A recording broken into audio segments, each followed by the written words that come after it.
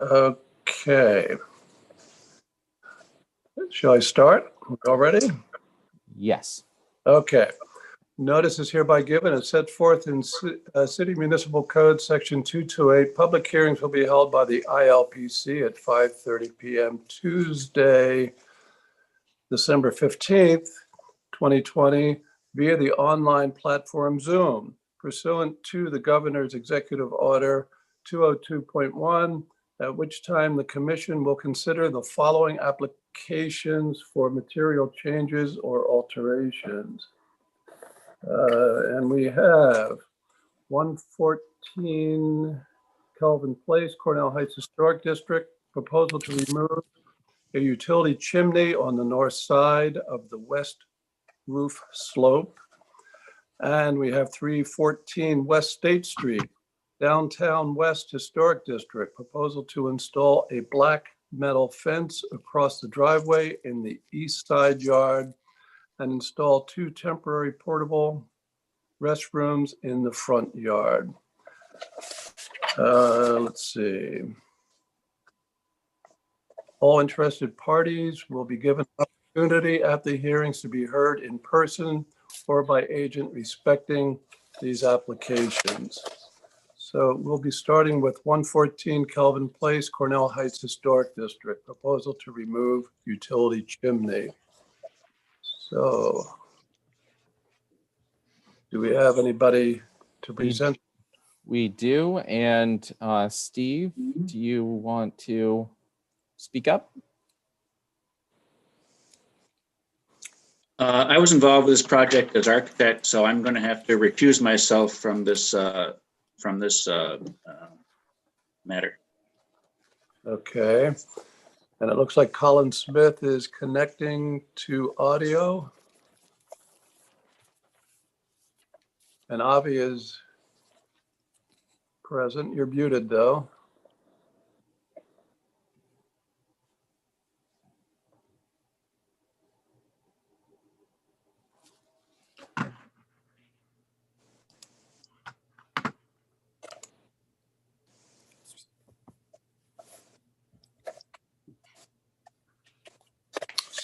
So, Just waiting for Colin to connect. okay.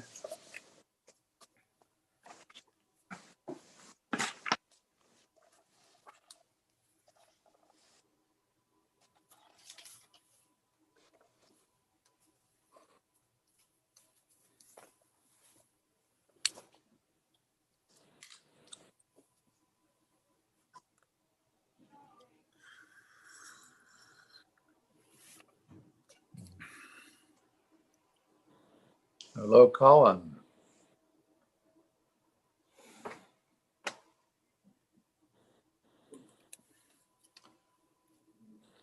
Colin, can you hear us? Colin is muted right now. I can hear you. Great. There we go. Okay. Hi. All right. So if you could go over what is being proposed at 114 Kelvin Place concerning the chimney removal. Yeah. I've got little kids in the background. We'll see how this goes. So there is, I'm going to move to a different room. I can already tell. There's 2 chimneys on the house. There's one larger chimney, which is connected to the fireplace. And there's a smaller utility chimney, which runs through the kitchen and okay. Thanks. The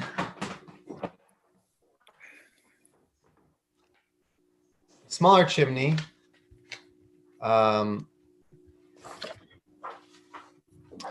is the one that's proposed to be removed. The kitchen and bathroom are getting remodeled, It's getting a bit of a better layout. And the chimney is, well, we're hoping to get the chimney out of the way for that. It's not in use anymore. It used to feed maybe a water heater, probably a stove in the kitchen a long time ago. So it's been disused for a long time. It's also in somewhat of disrepair. It's got some metal angle iron on it above the roof, which looks like it was added to help hold it together.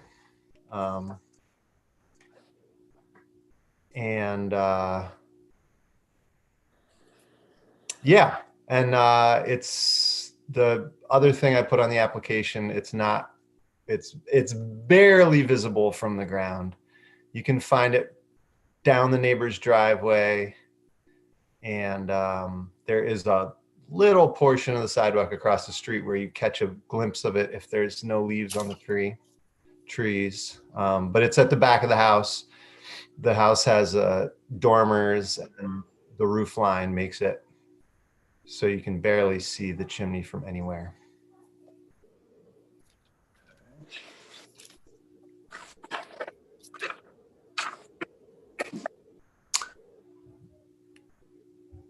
Any questions from commission members? I mean, it's true, it's not visible from the main facade, from out on the street if you're on the sidewalk. I was able to see it if I went halfway down the block. You could see it tucked away in the back. Is it of the same period as the main chimney? That's a good question. I haven't. The reason I ask is not because I have a problem with you removing it, but I'm just going to let you know why I'm asking. I didn't have a problem with its removal because of where it's located.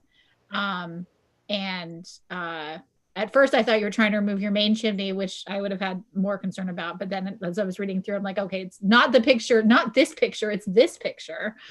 So thank you for clarifying that. The reason I was asking is because if we do approve its dismantlement, if it's of the same period as your original chimney, I would recommend holding the bricks on site.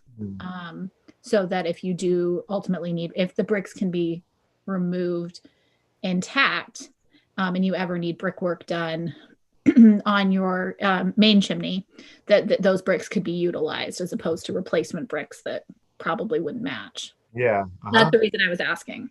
Mm-hmm. Yeah. I haven't scrutinized the main chimney, but the chimney in question, the chimney in question has bricks above the roof line. Farther down, it's actually they're like brick dimensions, but they're maybe speed block, or they're, they have a hole through them and they look like the clay, molded clay, but they're brick size. Yeah. Well, if we do get to that approval process, I would, I think if bricks can be salvaged, it would be worth just tucking them away someplace, the salvageable ones. Yeah, absolutely. Any use for them in the future. Mm-hmm. But I didn't have a problem with the removal of this particular chimney.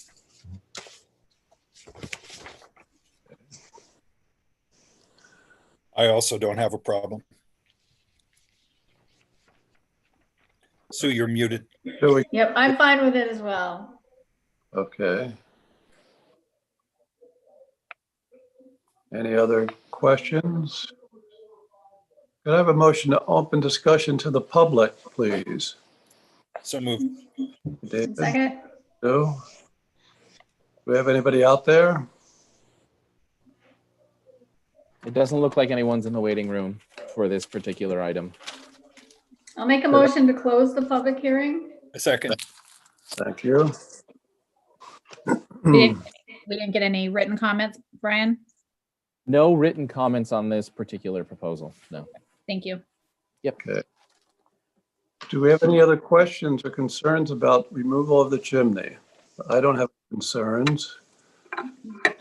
You're going to be patching it with the same material The same roofing material that's already on it, correct? Yep. Okay, could we have a volunteer to read the resolution RA?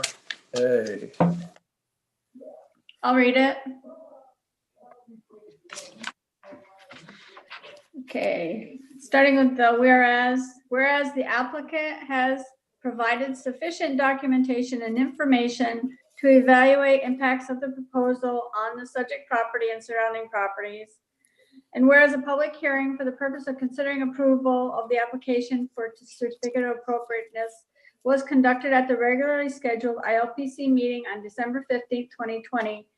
Now, therefore, be it resolved that the ILPC has made the following findings of fact concerning the property and the proposal.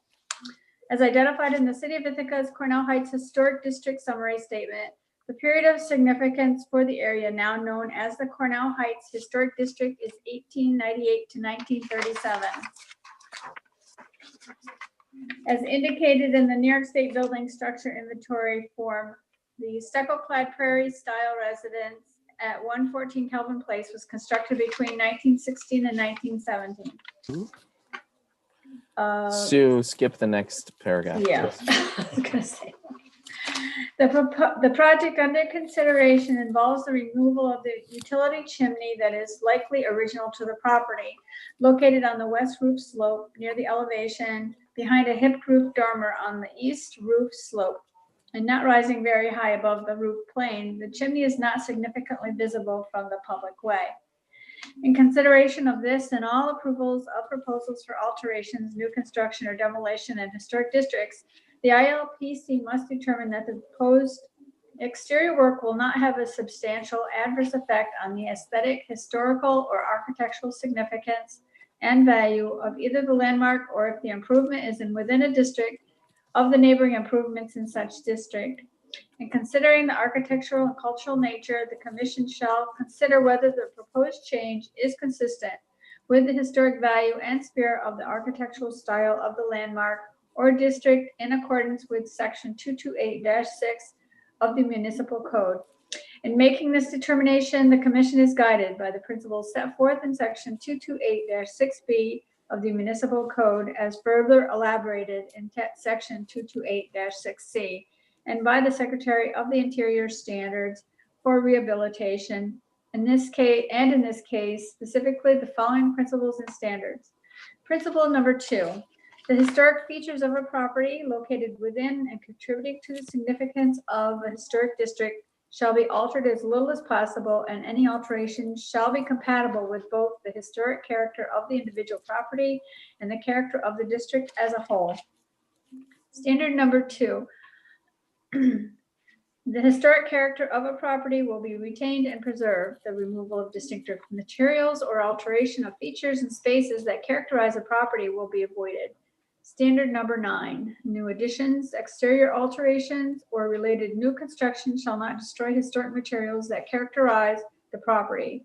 The new work shall be differentiated from the old and shall be compatible with the mass, size, scale, and architectural features to protect the historic integrity of the property and its environment.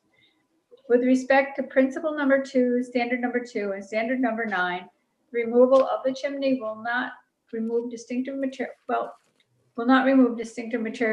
and will not alter features and spaces that characterize the property.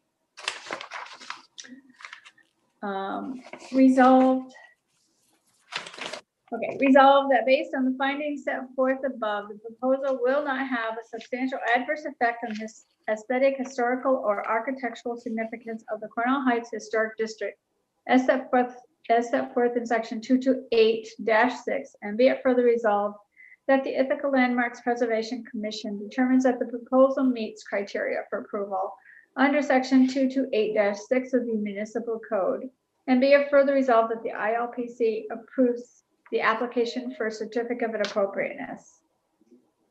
Do we have a second? Caitlin. Okay, all in favor? One question before the vote. Caitlin, did you want to add a condition about salvaging the bricks, or do you want to leave that up?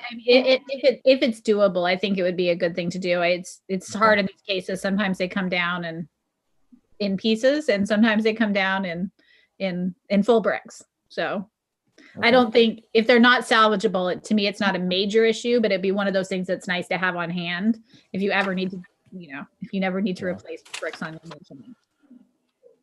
Looking at the quality of the mortar, it looks like they may just pop apart, but you'll see when you're on the roof, Colin. All in favor? Do we see all hands? Okay. Okay, very good. And Steve is abstaining. Okay, That's correct. very good. Right. Resolution carries. Thank you, Colin. Thank you for your time, Colin. Thank you. Thanks.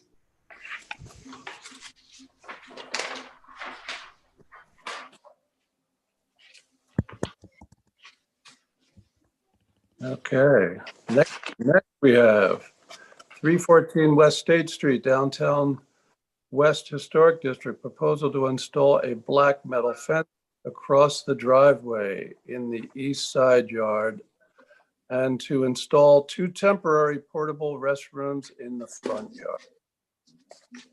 So do you have somebody to present? We do. There are 2 individuals in the waiting room, and I'll admit them now. Okay.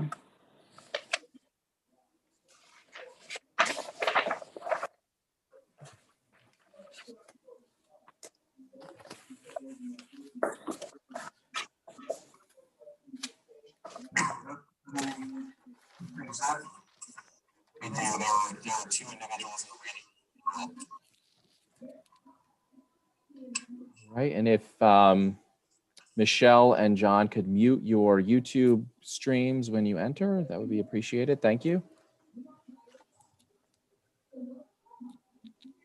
Okay. So if you could present what you are proposing to do. Absolutely, Mr. Finnegan. We have had a request from our neighbors at 310, right next door, to install a fence across our driveway. There have been some gatherings of individuals at night in the rear parking lot area of our property, and that has caused some aggravation to their tenants. So in an effort to ameliorate those nighttime gatherings, they'd like us to install a gate across the entirety of the driveway, and we are willing to do so. The product that we would like to install is something that's manufactured by a company called Active Yards. It's their travertine series. It's an aluminum fence. It can come in either a matte black or a black gloss. We are proposing a fence that is 6 feet tall, is flat at the top, and there is also a flat bar portion at the bottom. As I said before, it will go across the entire driveway. I think it's a length of approximately 32 feet. 12 feet of that will open across the driveway so that we can move vehicles in as we need to, and also have a garbage truck come in and get our dumpster periodically that's in the rear. There will also be a 4-foot wide gate that people can enter through and exit out of off to the left-hand side as you are facing the building. Are there any other access points besides it through the driveway to the backyard?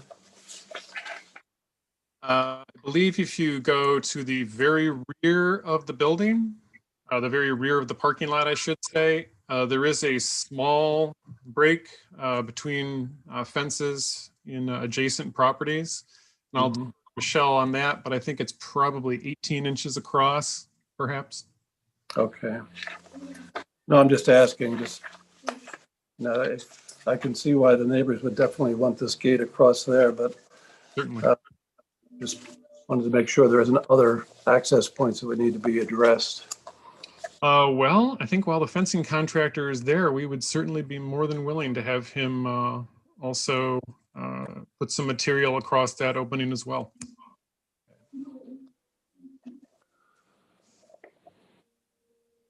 Any On this part of the proposal, Describe the top as a flat bar. It looks like on the sketch, like there's an arch for the gate and an arch for the driveway opening. Is that correct? It does look that way on the sketch. I was not clear enough with our receptionist, who is also a part-time artist. So she did take a little bit of artistic license with that. I apologize. That's entirely my fault. But on the other hand, if you like the arch, I suppose we can incorporate that. It is nice, I have to admit.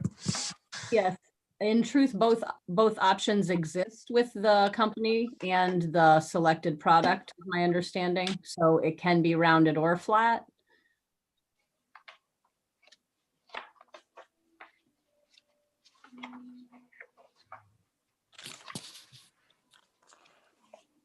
I have Ed, yes. I have a que- is it time to ask questions? Oh, yeah, go ahead, Donna. So is the intention of putting the fence here to keep people from gathering where they're gathering now? Is that right? That's what our neighbors have asked of us, yes, and we are willing to comply with that request.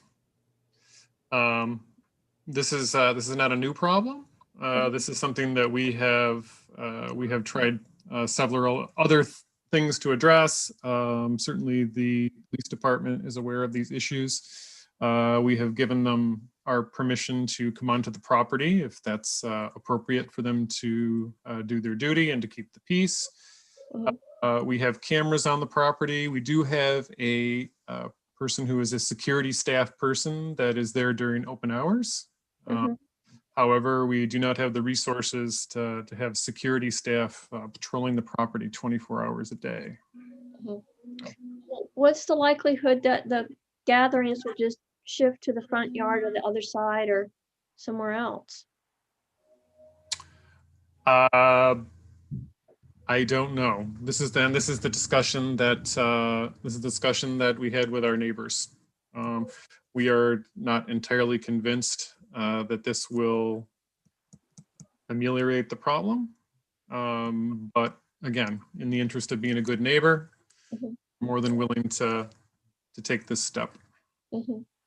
Well, I'm the liaison to this group. I'm not a voting member, so I'm curious about the bigger picture. And I did sense from your tone that you were not enthusiastic about this solution. So it might be outside the purview of this committee, but I'd certainly be curious to hear more about what you think would be the solution. But maybe that's another time. Services for homeless individuals? So that's what, okay. So you're not talking specifically about, you're talking about the bigger citywide issue. I am. Okay, I got it. All right. Because that's who a lot of the folks are. Okay. And I would gently suggest that the second part of our application is also related to a citywide concern as well. The part about the porta potties? Correct. Okay. There's something, Sorry, go ahead. there's something besides the needle exchange that brings these people to that location.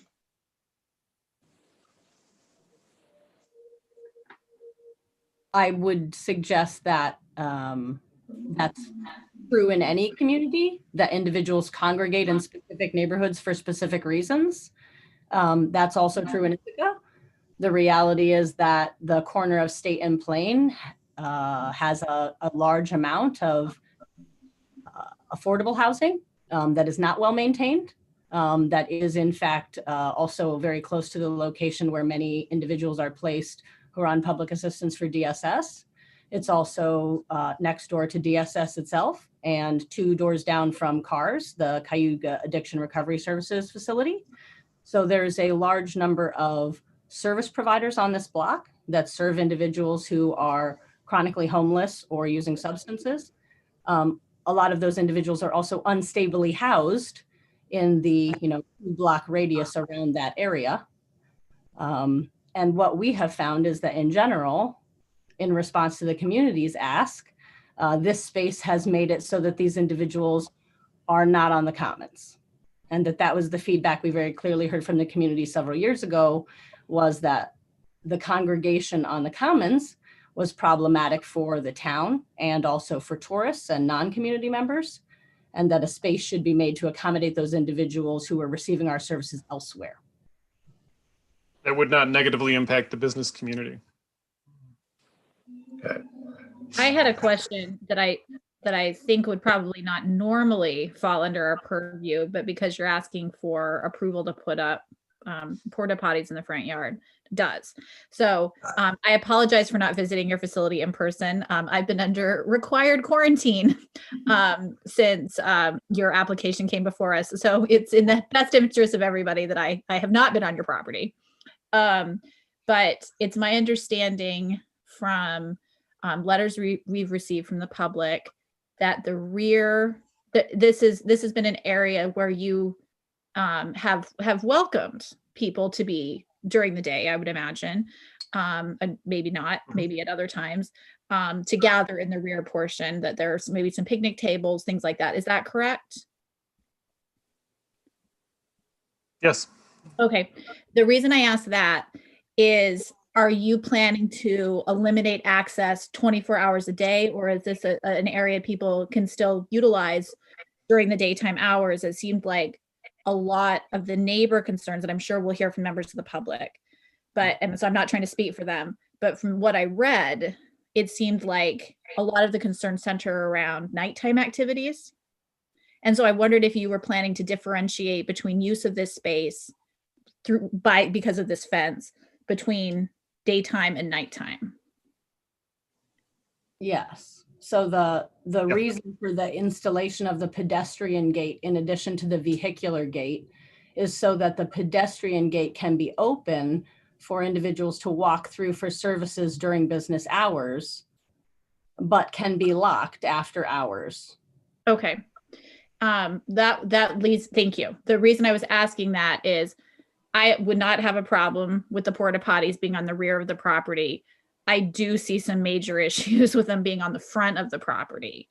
If the rear of the property is accessible, I think that we need to discuss as the commission need to discuss the location of that, since it was part of your application. So thank you for the background information on the access area. Sure, and I will add for your consideration in that particular piece that the installation of the portable toilets is not a standalone STAP project. This is actually a project that's being funded across a couple different local nonprofits. And the reason that it is being included in our proposal is that the county and the city will not have them situated on public property. So a private nonprofit has to be willing to host them. We are the ones who said we would be willing to host them. DSS is not allowed to do so, although they will likely make good use of them. And the concern for the funding of these is that they're supposed to be publicly accessible. So if they are secured in the back of the property and not publicly accessible for many hours of the day, that funding may not in fact pay to service them or install them. So I just want to be transparent about that up front. So maybe we should make our way through the two different proposals. Are there any objections to the fence itself? Any concerns about the fence? No. I'd like to know a little bit more about how the fence intersects the two properties. For instance, on the east side, there's a large brick chimney on the 310 property, and I'm assuming it doesn't come into the chimney. Does it come in front of the chimney or behind the chimney? In And front, on the in front of the chimney. in front of the chimney. Yep. And then then on the 314, there's a window. Is it in front of that window or behind that window? Because it probably sticks up above the window. Yeah, it will be behind the window. And actually on that side, the principal concern for us was that there be enough clearance for the folks who service the air conditioning units to get into it. So that's what we were trying to balance in the siting. So so in front of the window on 314 and behind the chimney on 310? And that works out in a straight line? It will be in front. It will be in front of the chimney on 310, is my understanding.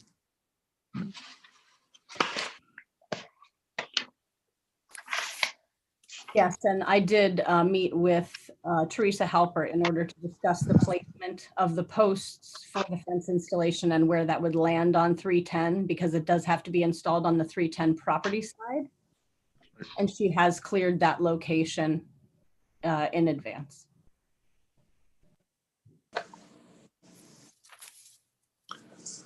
Any other concerns about the fencing?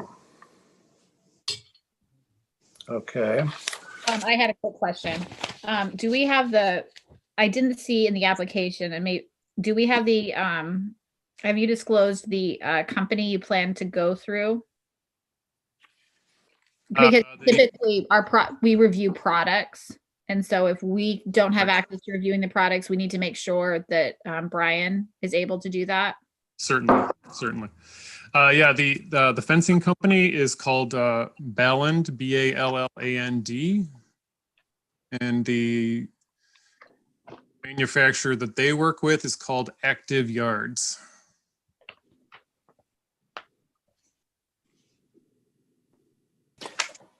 I might suggest that because it wasn't included in the application or in the resolution already, we just include that as a condition that staff approves the manufacturer of the product. You've already stated what it is, so it shouldn't be an issue to provide that information, but that way it's clear that it's being reviewed and approved by the commission. Absolutely. Brian, should we handle these two as separate issues completely, go through it, vote on it, and then go to the second one? Would that be our approach?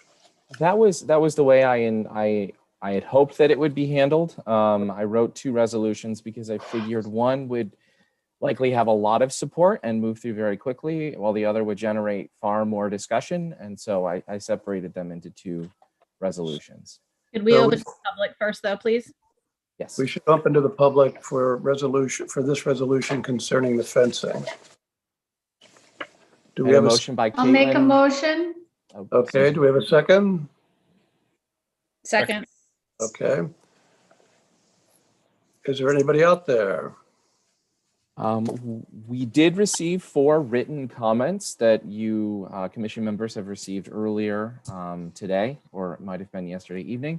There are no members of the public waiting in the waiting room to comment on this proposal. So if the commission has had the opportunity to review the comments from the public and there's no desire to read them into the record, we can move forward.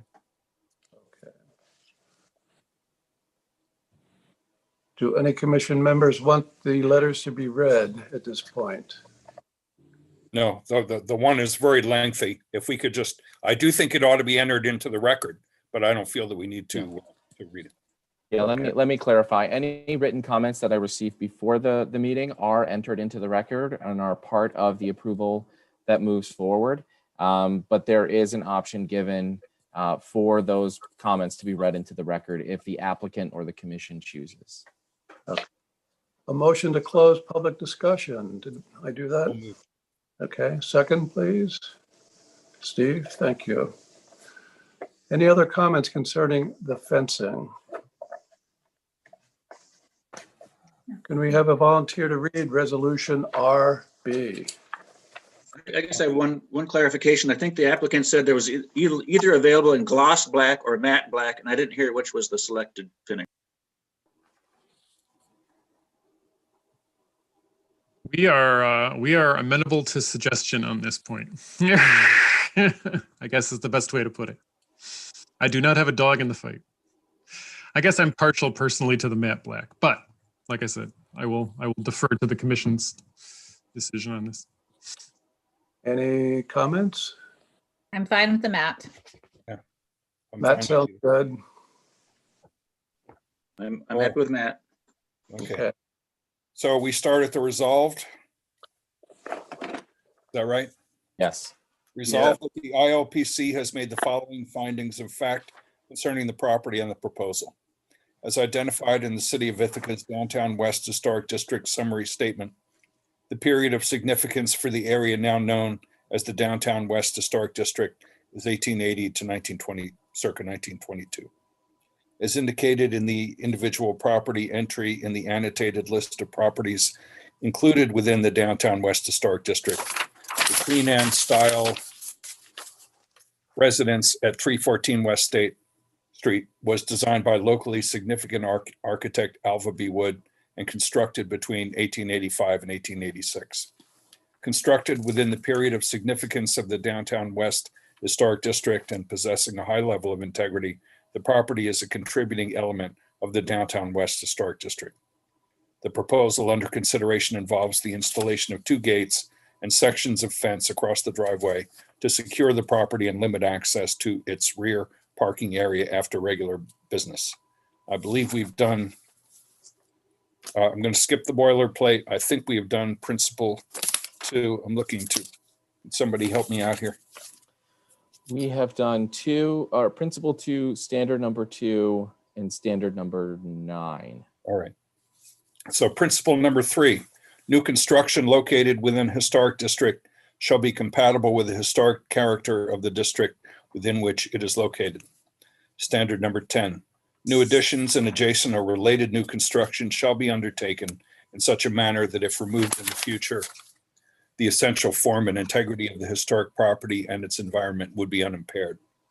With respect to principle number 2, standard number 2, and standard number 9, the installation of 2 gates and sections of black metal fencing will not remove distinctive materials and will not alter features and spaces that characterize the property. Also, with respect to principle number 2, principle number 3, and standard number 9, the proposed gates and sections of fence are compatible with the massing, size, scale, and architectural features of the property and its environment. With respect to standard number 10, the gates and fence sections can be removed in the future without impairment of the essential form and integrity of the historic property and its environment.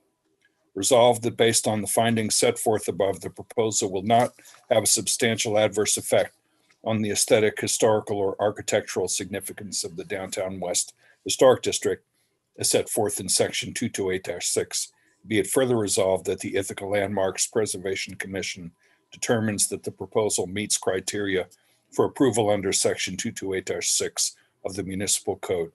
And be it further resolved that the ILPC approves the application for certificate of appropriateness. I don't know if we have conditions. I noted the condition about staff approval for the final selected fence product, which we discussed. Yeah. I've got that down. Can we have a second? Steve? Oh, yes. Hasn't addressed whether the fence is independent of the 2 houses. I think we made some condition about how the fence shall be supported independently of the adjacent houses, and so it doesn't cause holes in them and damaging of trims and things like that. Right. Give me something to, the installation of the posts adjacent to the houses does not damage water tables and things like that. Absolutely. Any more concerns? Can we have a second? Caitlin? Second. Okay. All in favor? Aye. Okay. Resolution carries. Thank you.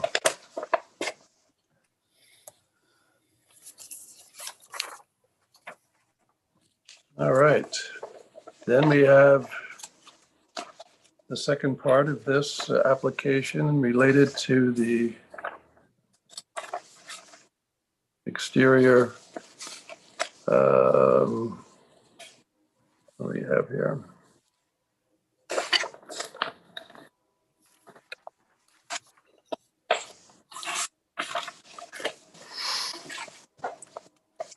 Okay, for the Porta Johns.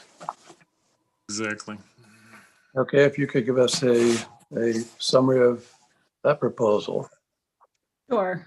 So the proposal is to provide temporary installation of portable toilets, which are going to be maintained through a proper sanitation septic company. The funding has been secured, as I mentioned earlier, as a collaborative effort across several nonprofits in Ithaca who serve individuals who are chronically homeless or unstably housed and do not have access to public bathroom facilities, thus leading to the community problem that is manifesting, which is its own public health concern separate from the pandemic, with no access to public restrooms, the public spaces become restrooms. And that is precisely what is happening on State Street. Not just at our property, but at multiple properties up and down State Street. And it's my understanding in several of the blocks around the area as well. So we are proposing to install those temporary porta potties at our building because we feel that they are dramatically necessary. We believe that the local health department is in support of deploying these during this time of a pandemic.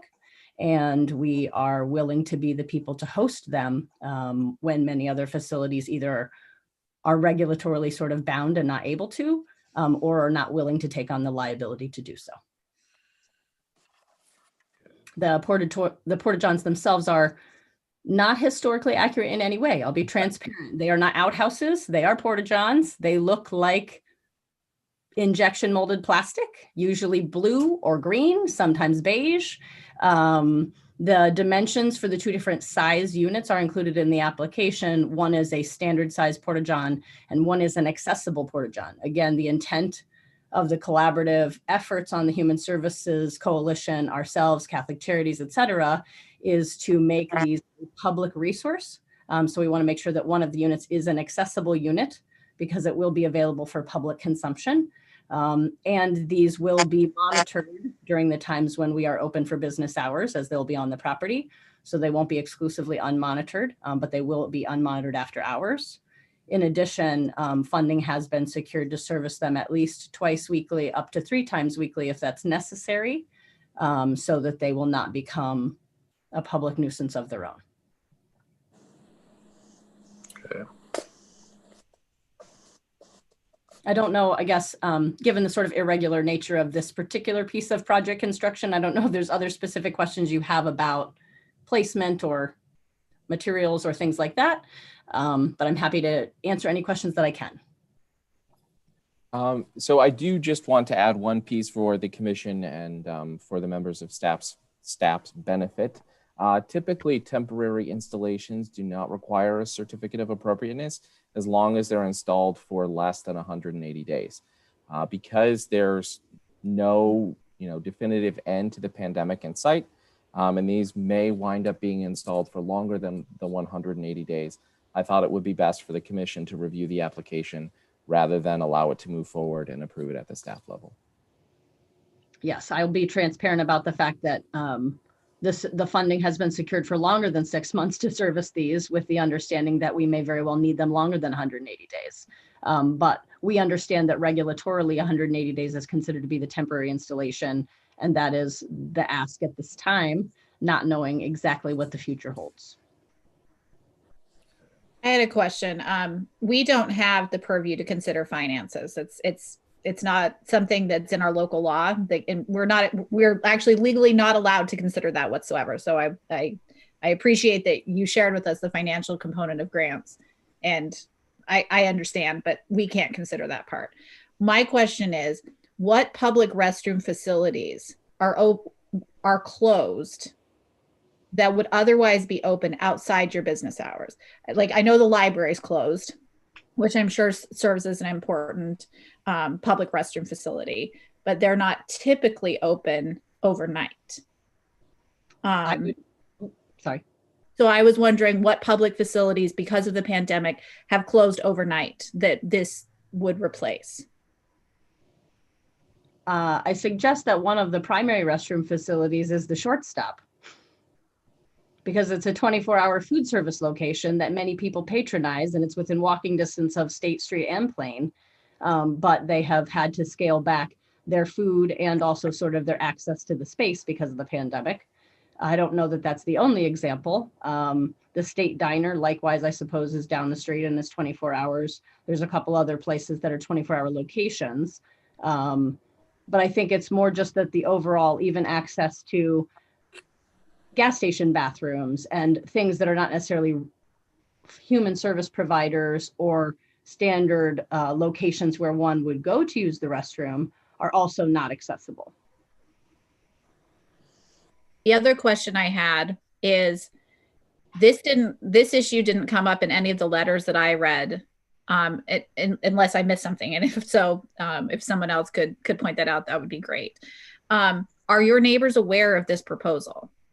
I understand that there's I understand the public disclosure that this is what's happening, right? That we're having, an opportunity for a public hearing now, but it didn't show up in any of the letters. And so it made me wonder if your neighbors are aware of this proposal.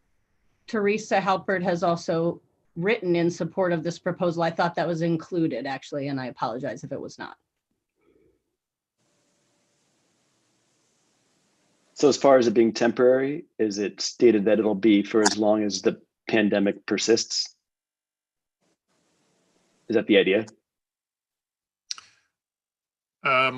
My understanding, and Brian can correct me, is that if it had to go for longer than a 6-month period, that we would have to approach the committee again for another set of approvals. Yes. And at that point, I'll dig a very large hole and bring some barn lumber up to Ithaca and get my saw out and put a crescent in the door. So Yeah. So it is, but so the idea is that when the pandemic is over and public restrooms reopen, then that's when no longer be necessary. Yes, but it was my understanding that even if the pandemic isn't over in 180 days, we have to come back and ask either for an extension or some sort of more formal long-term approval. That's correct. It seems as though the ending of the pandemic is pretty vague. Even if everybody was vaccinated in 6 months, people could still say, well, the disease is still out there 2 years from now. Is there something more specific that could be stated as when it will no longer be necessary? So the way it would, I ideally see it structured is that this is a topic that the commission revisits on a regular basis. So for now, the approval would be for 180 days or 6 months. And then in that amount of time, when they come back, we can assess the situation then. If it looks like another, 3 months or 6 months is needed in that time, we could discuss it then. But there would be numerous opportunities for the commission to weigh in on their appropriateness throughout their installation at the site. Okay. Michelle, you said something, is that your name? Yes. You said something about by statute, DSS can't host these porta potties. Can you elaborate on that? It's my understanding that although perhaps DSS might be willing to, they are not allowed to do so because the property is not really theirs. It's county property, and the county will not allow them to be housed on the county property. Oh, the county has already been asked.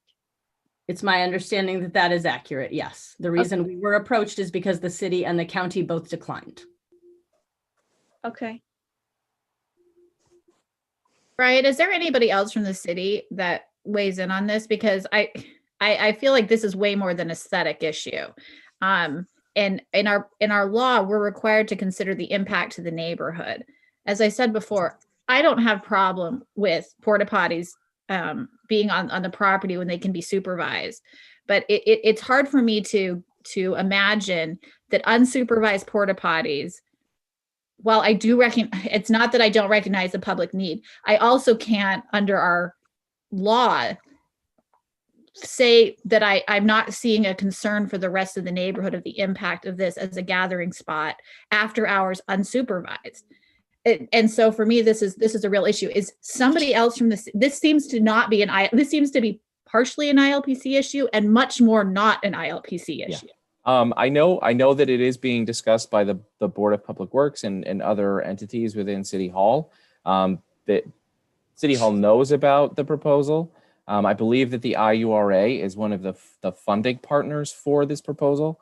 So it is being discussed, and it's being viewed as a solution for a problem that's existed there, March and even a little bit before.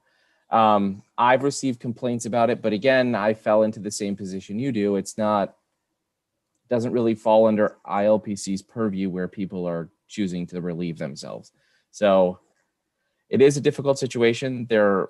City Hall has been talking about it. I can definitely reach out to the other departments and find out what they've decided, but it sounds like in general the city is in support of this proposal. So we're not making any final decision here. We're just saying we don't object to it. Somebody else in the city is going to make the final decision on this? So we would be issuing a certificate of appropriateness for this, and I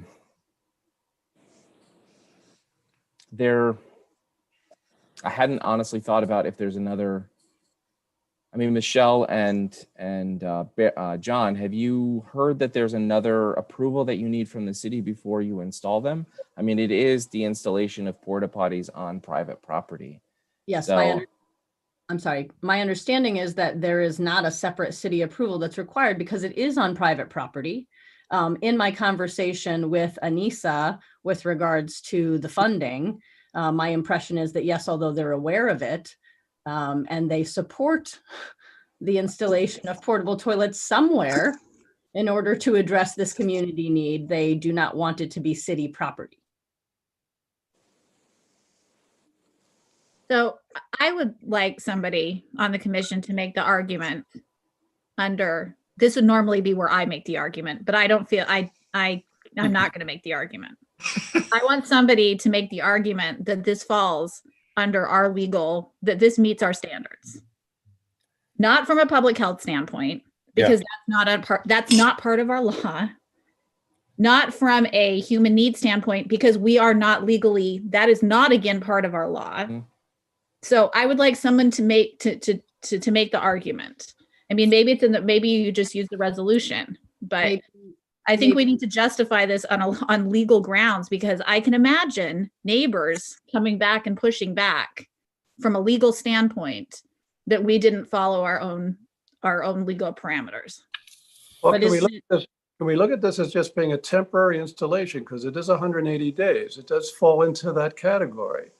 And then we're going to be revisiting this in 180 days, at which point we can really address those issues as they come up, if they do come up. But at this point, if they had not come to us, they could have done this anyhow. Is that correct? It's for 180 days? Yes. Okay. So we're basically... Go ahead. I'm sorry. So we're kind of, all right, so we're stepping in at this point just to have a little say of what's going on here. But in 180 days, when they've gone through that temporary period, then we're still going to have the capacity to come in and say, okay, look, we're running into serious problems here, or we're not. Maybe we're not going to. Maybe there won't be serious problems. But at that point, at least we're not putting, if we're looking at it that way, that it's the temporary period, we're not really approving this at this point. We're just allowing it to be temporarily installed. The point of approval is where when we reach the end of that 180 days, then we're going to have to be approving something. yeah. Is that correct? Well, even if it reaches the 180 days, it can still be, again, the commission would have to, they could again approve it on a temporary basis. And so you would have to come back and again another 6 months. The way I encourage the commission to look at it is, there are temporary installations in the city's historic districts all the time. And take out the language about the porta potty and just use temporary installation. You have temporary installations on the Arts Quad every graduation season. You have temporary installations in numerous historic homes during the cooling season, because portable air conditioners are a necessity sometimes. So if you look at it from that perspective, it is a much larger than we typically see temporary installation, but it's one that is intended to be temporary, and the commission has the control to make sure that it is temporary. Doesn't, No, go ahead, Donna, I'm sorry. it's my understanding that one needs a permit to put a porta potty in one's front yard. On it, it might be part of a building permit for construction workers or something. But if I'm having a big party, don't I need a permit to get a porta potty for my guests? Or so what I'm asking is, Yeah. what are the normal requirements for a temporary permit to put a porta potty in your front yard? That's a very good question, Donna. I can look into that because I'm not familiar with that. I know for construction sites, I think they're covered in the site plan approval process. Yeah. But I'm not sure if there's a separate permit through the building division or the engineering department related to that. So I can Because I can't imagine that I could, without a permit, just put a porta potty in my front yard for my guests. Okay. So whatever that permit is, it seems like it would be required here as well. Yeah. City of I have a procedural question here. If we don't approve this, or even if it were totally tabled, could the applicant still just legally put them there? I'm looking for the City of Ithaca's E-code to see if I can find anything about the installation of portable restrooms. I think that's a great question, David, because it sounded like it doesn't require our approval. And if it doesn't require approval, why is it before us? Yeah, and I would just assume, I mean, I think that they're clearly necessary somewhere. I would prefer to see them not in the historic district, but in a city or a county building. Okay. That makes much more sense to me. I don't see why you folks have to install them when there seem to be more logical places to install them. But you've certainly made a case for their necessity, and I think we can't argue with that. All right, I'm pulling up the language from the landmarks ordinance so that everyone's clear on what the requirements are.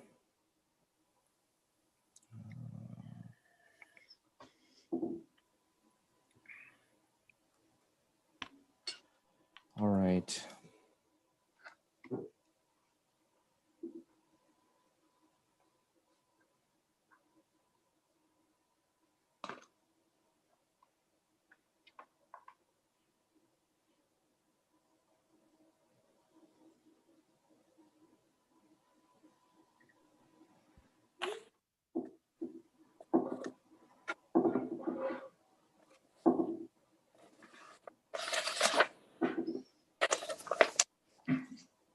I apologize for the delay.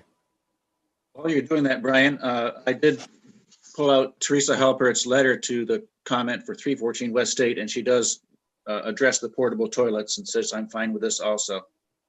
So that's the answer. Was it Caitlin that asked that question? Yeah, I pulled up my letters too, and I saw that as well. It was the only one that I found. Did you find anything else? I just want to say that I think you'd asked whether the neighbors were approved of this, and Teresa Halpert says she does in this letter. Yes, no, I said, but I didn't see it listed. I pulled it up also subsequently and captured that part. But I was wondering if other neighbors were aware of it also. Other neighbors. All right. It does occur, is the Salvation Army part of your consortium of not-for-profits? Because it occurs to me the Salvation Army parking lot, kitty corner from Shortstop, would be a potentially preferable location. It's not in the front of a historic house, fairly well-lit corner, just not too far away. Sure. In truth, sir, I don't really object to the placement of these portable toilets somewhere else. I don't actually want to have to manage them. I would think However, I do feel that there is a compelling community need, and that one of our primary roles is to meet those needs, particularly the ones that other service providers choose not to. So if no one else will host them, I will host them, and I'm the person who will be at the building all the time actually managing them. So has the Salvation Army been approached? This seems like something that might be one of their missions. It is my understanding that they're part of the outreach team and that they do work with Liddy Barger. So my impression would be that they have been asked, although I was not present for that conversation. I think there's a clear public need, and I find it concerning that the city and the county aren't taking responsibility, as I think, frankly, they should. So I would like to put it out there that this is being pushed onto a not-for-profit who this is not really part of your, and it's not saying that it's not part of your service mission, but you have a distinctive service mission, and it's being put into a neighborhood as Steve said, or as David said, there might be other locations that are more suitable for the community. And also, frankly, I think it's great that the city is supportive of it, but it's interesting that it's not on my property kind of attitude that comes along with it, when this is clearly a public health issue. but that may have significant impact on the surrounding residents of the historic district. And it sounds like they already are having problems. So that's. I can say that as far as some of the other neighbors go, although you may not have communication from them, we own one of the buildings. One of the other buildings on the block is ours. So we are one of the other neighbors. 307 West State Street is also our building. The DSS staff, I assume, would be in support of this again, because my understanding is that many of their clients also need these, even if they can't be on their property and they're our other next door neighbor. City Health, what used to be City Health, is a vacant building, as is the residence next door to that. Further down the block is Cars, as I mentioned, and we just met with the executive director from Cars today. She is well aware of the fact that we're proposing to install these on the block. We also met with the executive committee from Reach Medical today and let them know that we were presenting about the portable toilets, because those are also of great need for their individuals that they serve. I know they're not our direct neighbors, but they certainly do serve a large number of the same individuals, and they also are still within walking distance. Okay, so what do we Right, do? Go ahead. So here is the language from the landmarks ordinance. It's chapter 228-5, temporary improvements. No certificate of appropriateness is required for temporary improvements. Temporary improvements are those that will be in place for no more than 180 consecutive days and result in no permanent physical alteration of the structure or site. So it qualifies as a temporary improvement because it will be installed for less than for 180 days. My reason for bringing it to the commission is that it will likely be there longer than that. And, if the commission chooses not to vote on it this evening, that's fine. But it will be something that will have to come back to the commission, because once it extends beyond the 180 days, it will no longer be considered a temporary installation under the landmarks ordinance. Well, I would like to see us not vote on it, but with the understanding that they can be installed as proposed.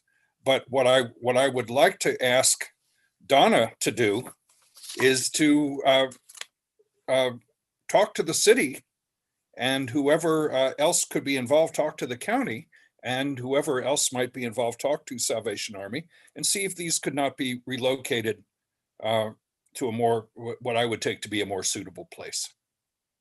Yeah, I can talk to the health Frank Krupa tomorrow. But it's not the job of Shortstop or the library either. I mean, those were just, we're learning that those were make-do situations that are now closed. Mm-hmm. Oh, I completely agree. No, my only thought here is that I would like to see the porta potties just somewhere else, not in the historic district. Right. But no, there's clearly a need for them, and probably more than two. So in any case, they can install these if they choose to do so for the next 180 days.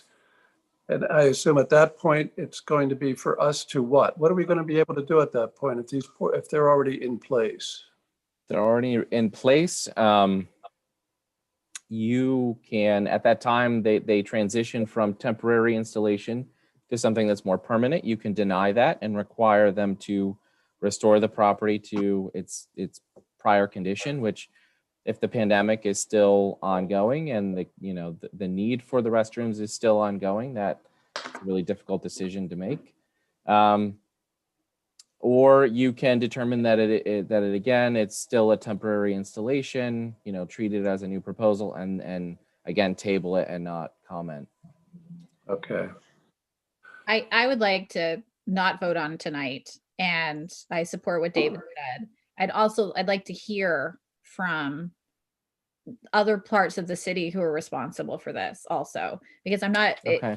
I recognize that this is a public need, but like has been said, this might not in a resident, and I understand it's a transitional neighborhood in the sense of usage. It's a mixed use neighborhood.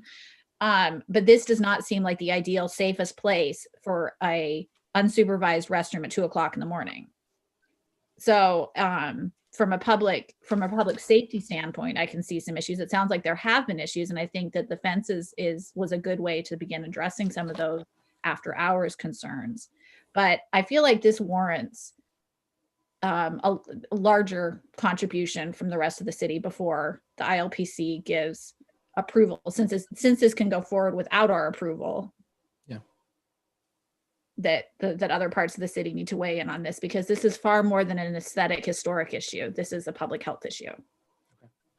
I will plan on giving an update to the commission next month. I'll do a little bit of digging and find out, what other departments are looking at this, what approvals they have already given or not given or choosing not to give, just so that the commission has more information. Again, you don't need to take a vote on it tonight, and you don't need to take a vote next month, but it would be good to have that information. That would be helpful. Yeah. Yeah. I think it'd be helpful too to get the public safety input, because this will be, there's a reason that the city closes its restroom facilities in the parks. They're locked at night. It's a liability safety issue.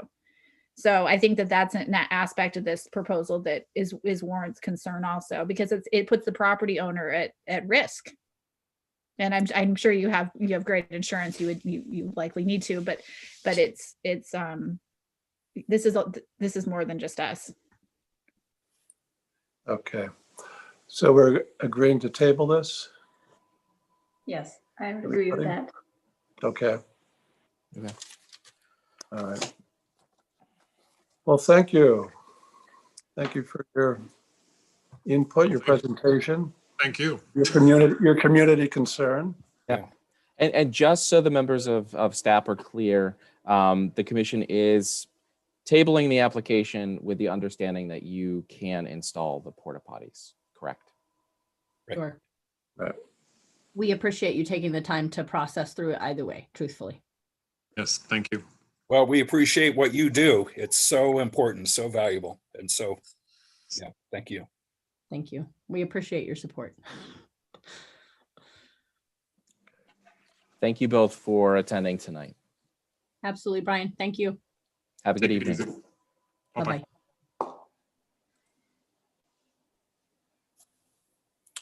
All right. All right. Yes. All right. Next, we have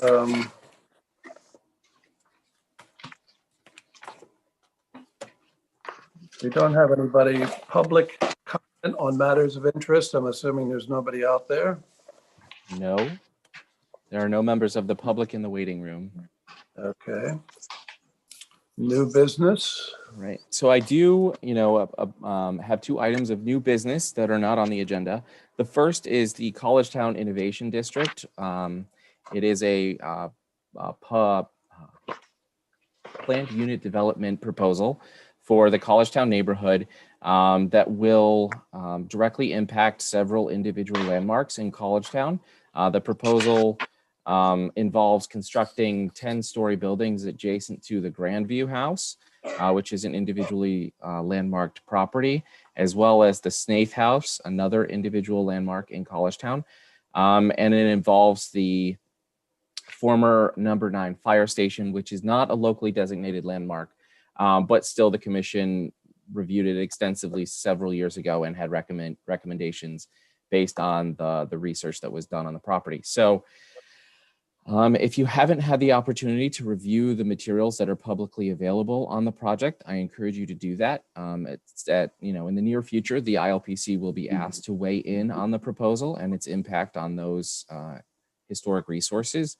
And it would be good to have all the information available for that review. It is a large project that's going to change Collegetown in a lot of ways. And it would be good to have as many eyes on the project as possible. And where can we review the materials? They are available on the city's website, and if the commission would like, I can email you the link tomorrow. What's really surprising is walking on College Avenue, the entire thing is boarded up now. For about a block and a half, every building is boarded up. Has Yeah. been for months. Yeah. Mhm. So they're going for 10 stories? 12 stories in one spot. The corner of Exactly. College and Dryden. Oh, boy. And Brian, I thought you had a slip of the tongue and said College Invasion District, and I thought It sounds like it. that.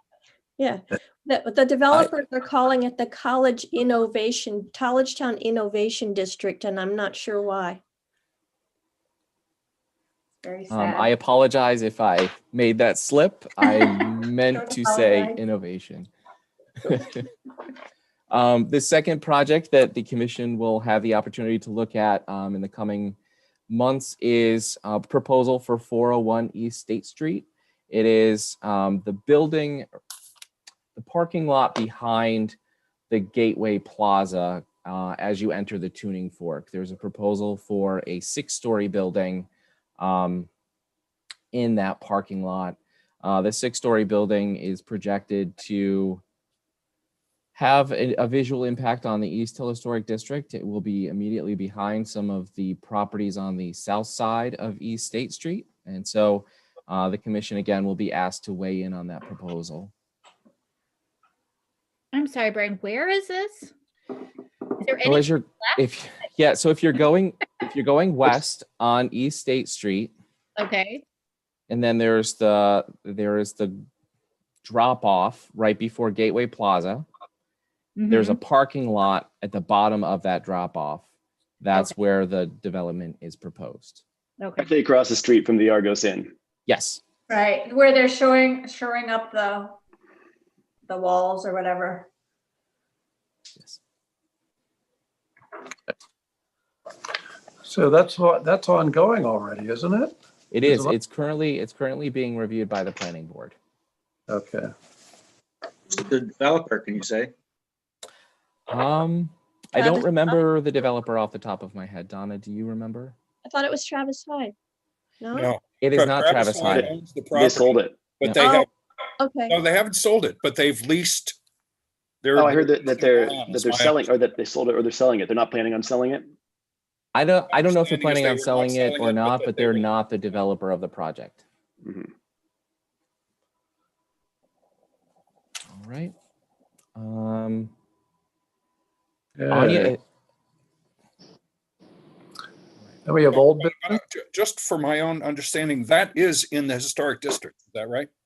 it is not. The historic district ends on the south side. The boundary is the property line of those properties on the south side of East State Street, and the center line of the East State Street where there are no houses. Okay, so at that point, we are advisory. We're advisory. Damn. Okay. Then we have old business, 122 Wade Avenue. So this is, again, the item was pulled from the agenda last month and it was pulled again this month. The applicant will not be returning to represent his case. Okay.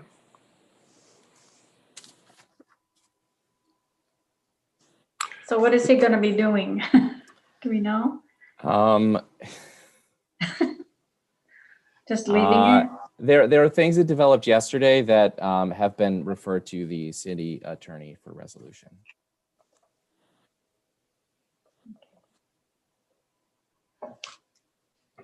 Is there anything that can be done concerning developers who do these projects without the correct permits? I know. I mean, here's a case, we went through this a couple of months ago where we're hitting hard on this couple that's been there forever, and you think, oh, somebody's being taken advantage of here. And yet, what can they do at this point? They've paid for these windows, and there should be something that could be done to at least make the developer, the construction people, the people that are actually proposing these windows, actually get stuck with some of this expense. Yeah. We're looking into what other communities are doing. I know that Donna and I have had a conversation about this. We want to see what other communities are doing and how they've addressed this issue, because Ithaca is not the only place where contractors do work without building permits, and then the property owners are left to deal with the consequences. Yeah.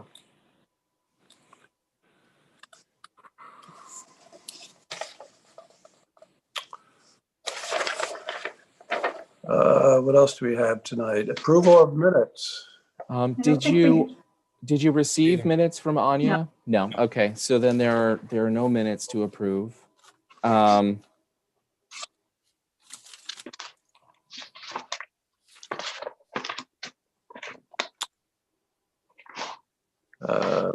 else? Staff There's approval.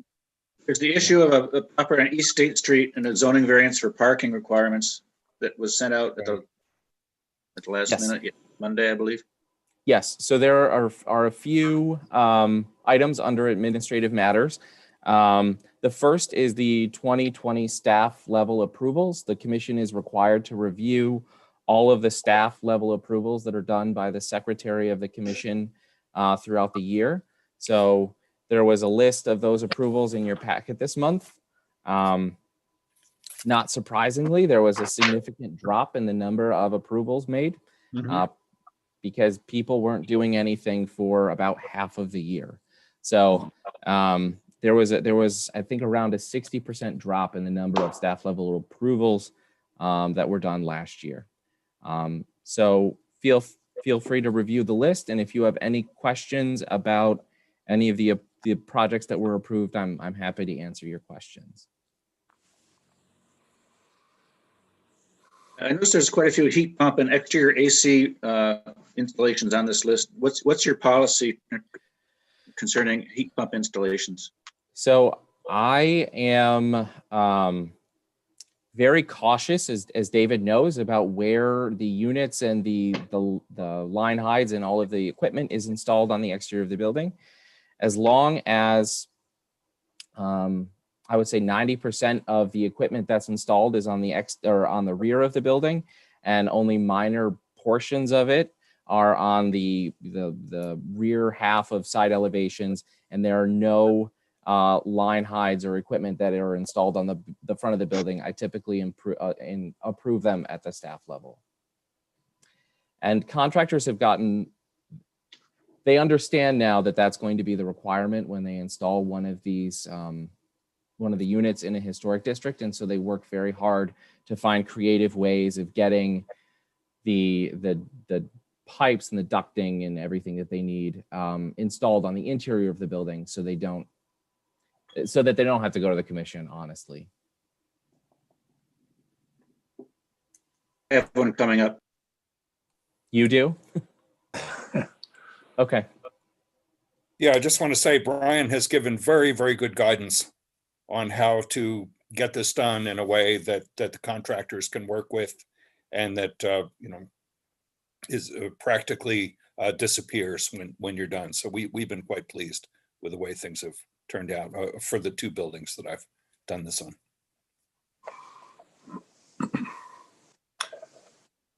Do we need to do a formal vote on approving the staff level approvals? It doesn't require a vote. As much as a vote of confidence that I'm approving projects that you feel are appropriate to be approved at the staff level. Good job. Yeah.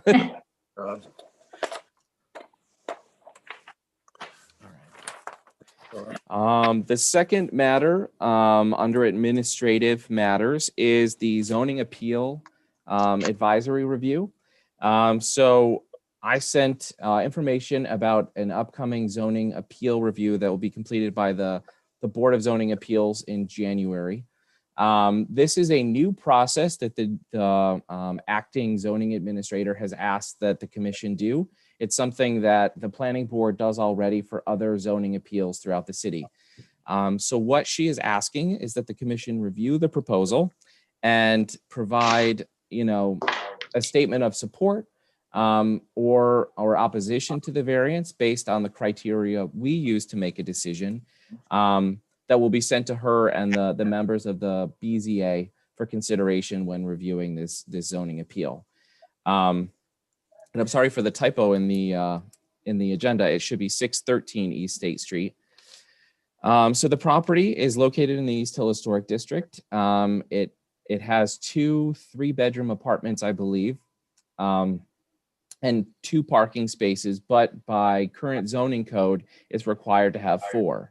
Historically, that property owner has rented parking spaces adjacent to it or very nearby the neighborhood, but in recent years has been able to find parking spaces to rent. So the property owner has two options. One, they reduce the occupancy of the building so that the two parking spaces are sufficient for the apartments and the rooms that are available, or install two, well, actually, I guess they have three options. Two, they install the 4 parking spaces that would be required in the rear yard of the building, which would require paving the entire rear yard. Or 3, request a variance for those 2 additional parking spaces, which that's the path they've decided is most appropriate. And so, looking at our stance on previous applications to install additional parking in the historic district, my guess was that the commission would be supportive of this proposal because it requires no change to the property. There's no construction on the site, and it wouldn't result in any new parking spaces on the property. Isn't that in line with the parking requirements in College Town at this point? I thought the parking requirements had been reduced in many parts of the city. Yeah, for many parts of the city, this is not one of the areas where the parking requirements were reduced. It's outside of the College Town parking overlay district. Okay. I'm in favor of the variance. It's the least invasive. Mm-hmm. Yeah, same here. Yeah, same here. Yep. I stopped by and the 2 parking spaces are barely, one's basically moss. And you have, the one person has to back out into State Street to let the other person out. And if there were 4, 3 people have to back out into State Street to let the one person out. And the grades and the property lines and stuff, I don't know if you could get 4 in there. But I was considering making a provision that they actually improve the existing driveway a little bit. It's a little bit neglected. Okay. I can definitely add that as a comment.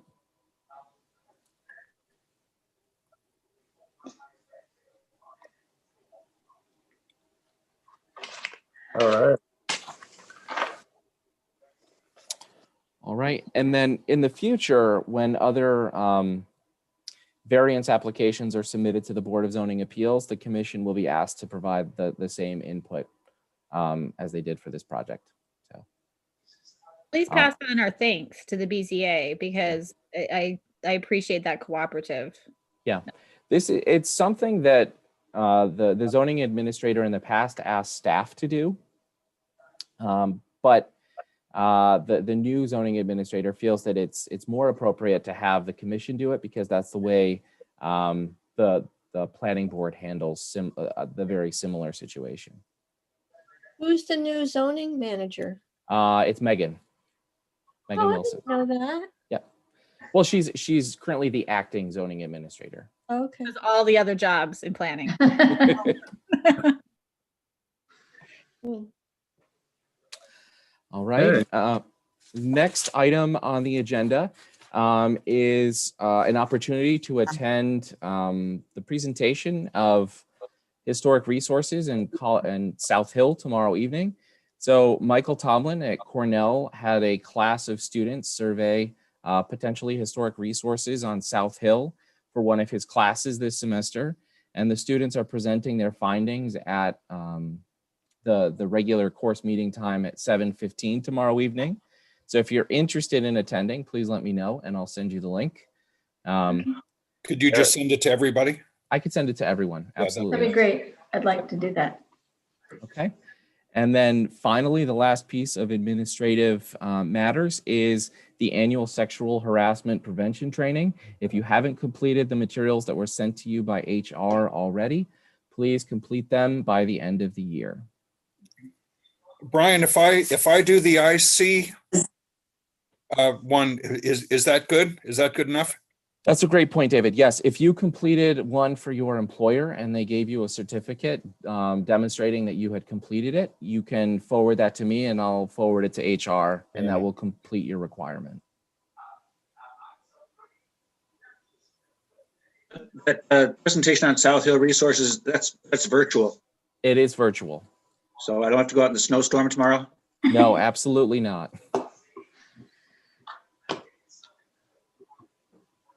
Wow. Is that it? That is all I have. Right. Well, we accomplished a lot tonight. Brian, do you know if we had fewer activities this year because there was less work happening or people couldn't get people to work? Because I know that there was like a real construction stranglehold out here.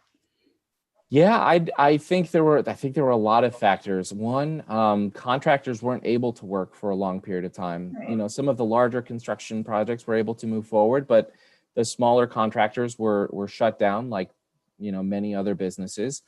You know, there were, you know, limited resources available for some of the normal projects that would require a building permit.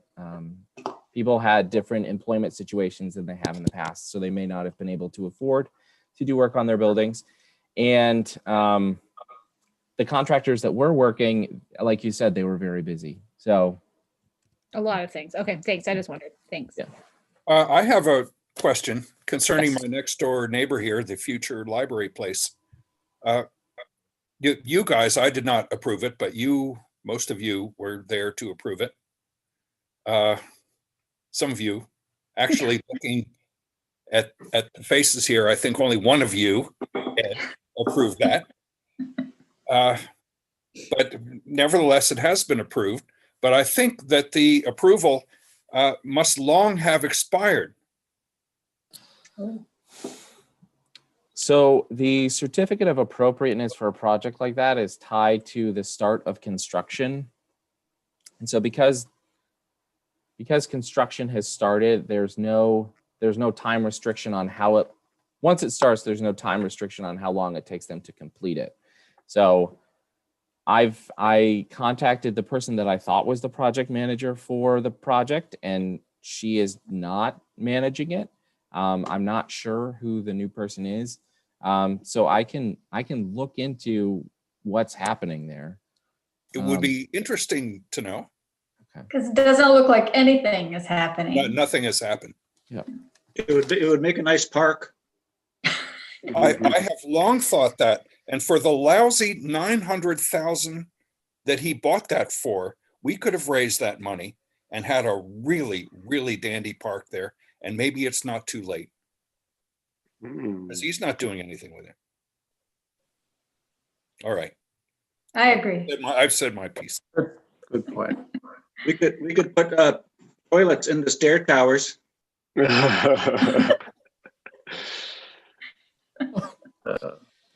Oh. Oh, okay. All right. All right. Maybe we need a motion to adjourn. All right. I'll make a motion. Okay. Second. All right. Thank you, everybody. Into their year. Have a good holiday. Oh, yeah. Thank you all. Happy holidays. Happy and holidays. See you in the new year. See you next 2021. year. All right. See you in the next.